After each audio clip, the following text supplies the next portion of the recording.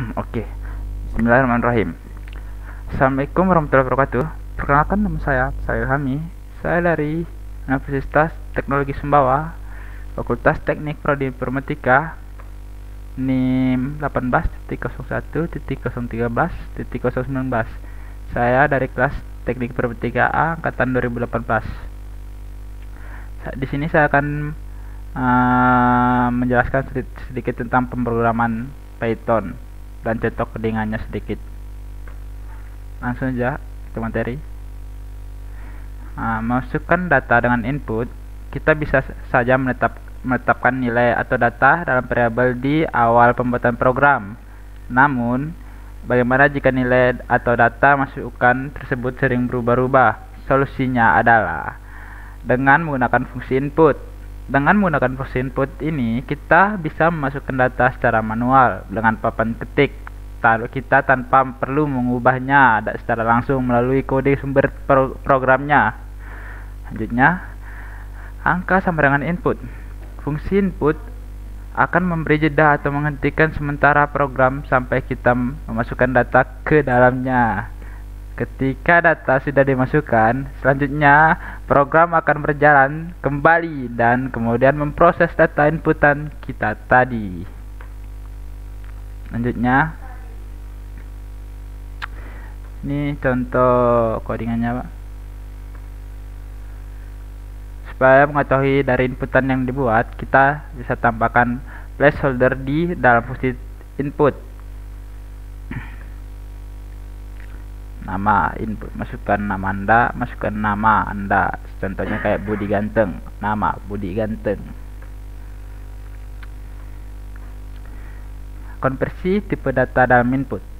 Data yang kita masukkan dengan fungsi input akan berupa string, sedangkan bila ingin menggantikannya dengan integer, misal gunakan fungsi konversi tipe data. Angka dengan input 5, angka 5, tipe angka, kelas int. Jadi ketika data dalam fungsi input akan dikonversi ke integer seperti contoh di atas. Maka semenjak itu data atau nilai yang kalian masukkan ya harus berupa bilangan bulat, tidak bisa lain. Jika masih membandel maka akan terjadi error atau program kalian nggak bakalan berjalan.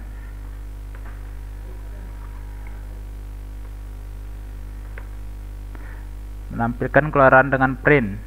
Setelah data dimasukkan lalu diproses, bagaimana cara kita mengetahui hasil dari pemrosesan tersebut? Atau bagaimana sih kalau komputer dapat memberitahukan? Bagaimana sih komputer dapat memberitahukan hasil keluaran program pada usernya?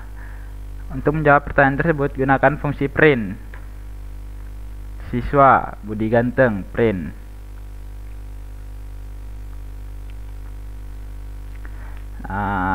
Ini saya akan menjelaskan sedikit contoh codingannya.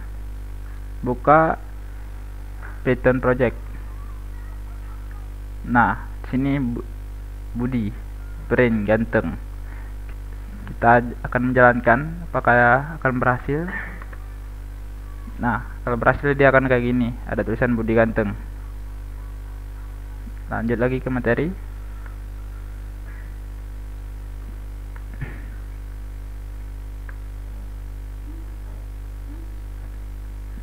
Tahukah kalian bahwa fungsi print juga dapat menginformasikan pada kita versi Python yang digunakan suatu program?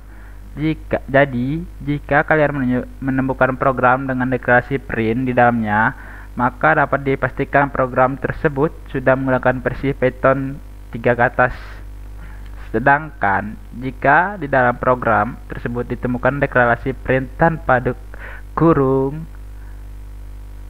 tanda kurung, maka dapat dipastikan program tersebut menggunakan Python versi lama, Python 2.7 ke bawah. Selanjutnya,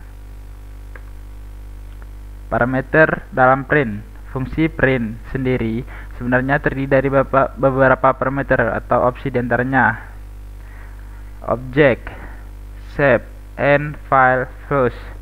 Objek apapun yang nantinya akan dicetak, jumlah bisa lebih dari 1.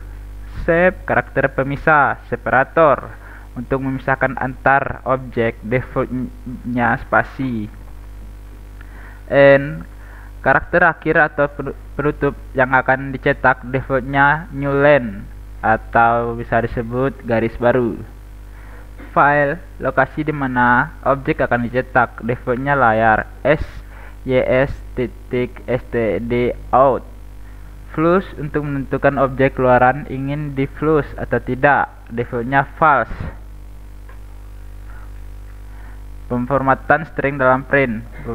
Pemformatan merupakan cara kita untuk membuat sebuah pengaturan format string. Ketika data hasil keluaran akan dicetak atau ditampilkan ke layar, ia sering digunakan untuk menggabungkan isi dari suatu variabel dengan teks string.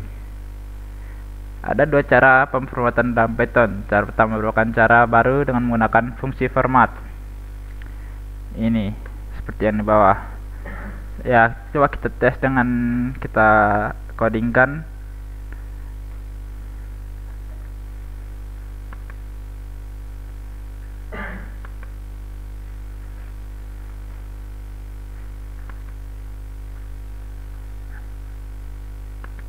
Di sini nama input, nama siswa digantung umur. Ketik saja nama sama dengan input, masukkan nama siswa, terus umur sama dengan input, masukkan umur siswa. Nah, kalau sudah, coba kita run print. Nah, akan menghasilkan kayak gini, Budi ganteng.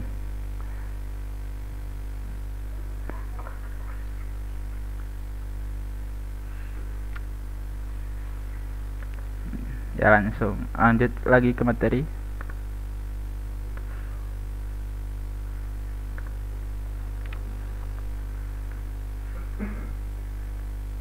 Sedangkan yang kedua adalah cara lama menggunakan simbol persen. Nah, ini contohnya simbol persen. Persen S mewakili tipe string, persen I mewakili tipe integer, persen F mewakili tipe float, menampilkan hingga 6 digit angka di belakang koma. Saran saya mending menggunakan yang versi terbaru. Yang versi lama agak ribet dan agak susah. Kalau yang baru simple dan gampang dilakukan. Ya, sekian dari saya. Assalamualaikum warahmatullahi wabarakatuh.